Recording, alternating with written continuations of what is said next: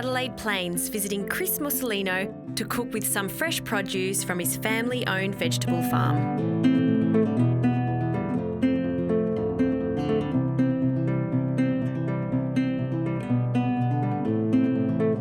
So we grow cauliflower, cabbage, broccoli and iceberg lettuce, zucchini and potatoes. So it started in the 1950s when my grandfather started with 5 acres of land.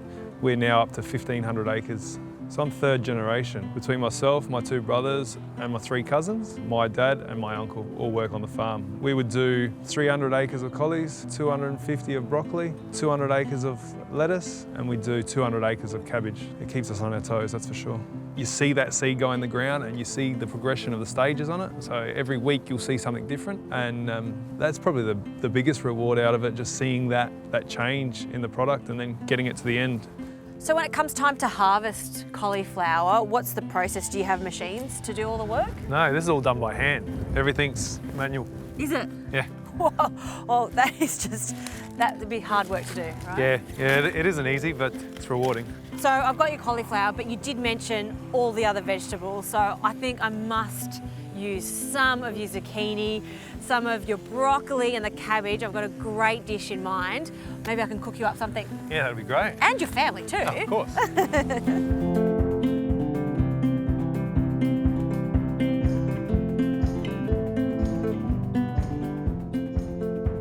I've picked the most gorgeous vegetables at T. Mussolino & Co.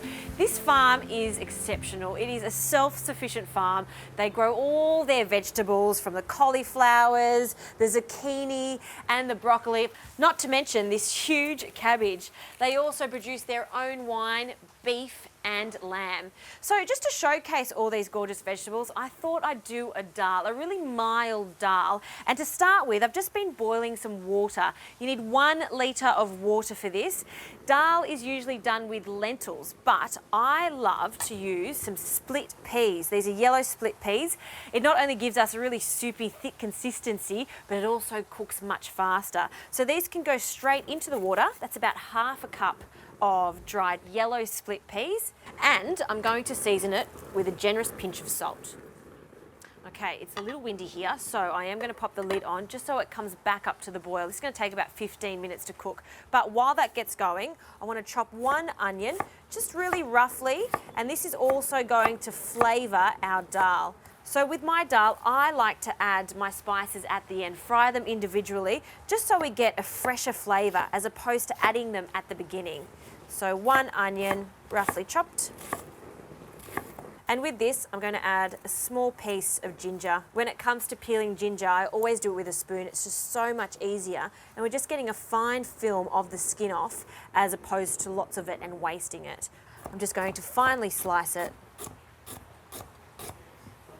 Gather them up into small piles and then just chop. I love ginger, so I'm being quite generous with it, and I know it's going to go with these vegetables. Okay, that can go into the pot with our yellow split peas.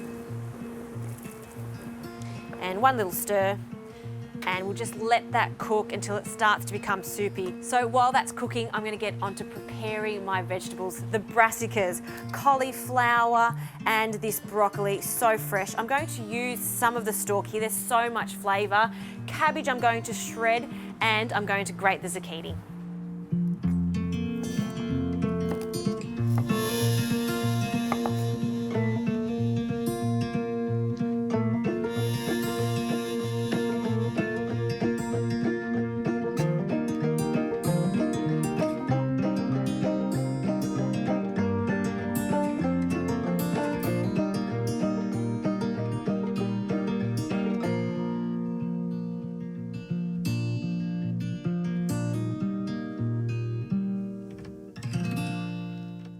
Okay, I've prepared all of our lovely vegetables, so it's time to add them to the pot with our split peas. They've cooked down nicely. You can see there's quite a lot of liquid here still, but that's okay because once we add the vegetables, it's going to soak up all of that lovely flavour.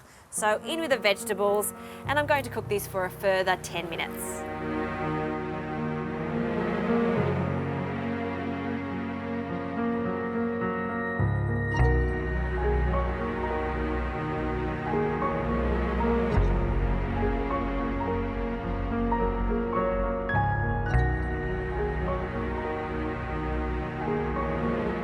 Wow, I am so happy with this.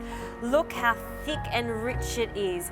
This is exactly what I feel like on a cold winter's day. Full of nutrients, lots of different vegetables, and you can see those yellow split peas have completely dissolved into this. I love it. Now to make it extra rich, I love the addition of some coconut milk. So about half of this can, we'll just pour that in there and just let that bubble away just for a few minutes to thicken up. It's also going to give it a really lovely creamy texture. All right, I'll take that off the heat now. And now I'll place a pan on the heat. I'll add some coconut oil, just a tablespoon or so. And once that starts to dissolve, I'm going to add our spices. So a spoonful of cumin seeds, whole cumin seeds. And once the cumin seeds start to sizzle and pop, just as they're doing here, I'll add some of the turmeric. Now this is just ground turmeric, and this is going to give our dal a lovely colour. So give that a swirl. Oh, that smells so good. You know, when it comes to cooking, you've got to use your nose. You know this is ready when you can really smell the aroma of the cumin and the turmeric. All right, I don't want to burn this, so I'll take it off the heat. It really takes moments. And now we're going to stain this vegetable stew with our cumin and turmeric oil and scrape all the cumin seeds out. And now this is my favourite part of the stew, giving it a mix and just seeing that turmeric bleed into the stew and just colour it and flavour it even more. Yum, I love this type of cooking. This is the ultimate comfort food. Okay, last little touches, some freshly cracked pepper. And we can serve up. So a generous spoonful of this into a bowl. See how it's slightly soupy? That's how I like it. It's almost halfway between a stew and a soup. Just delicious. And then this is just totally optional. Some yogurt, just dot it around and just get your spoon in there and just swirl it around. And some fresh parsley for some pop of colour. Yum. That is comfort food right there. I love a meat-free dinner that's still quite thick and rich, particularly on a cold winter's day, just as it is here in South Australia. All right, I want to have a taste of this, and I want Chris and his family to taste it. I hope they love it. I hope I've done their vegetables justice.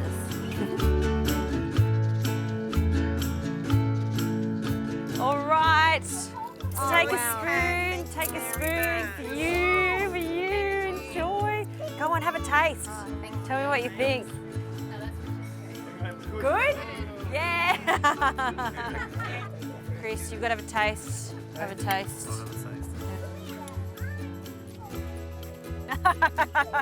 It's good? Yeah, very good. Great.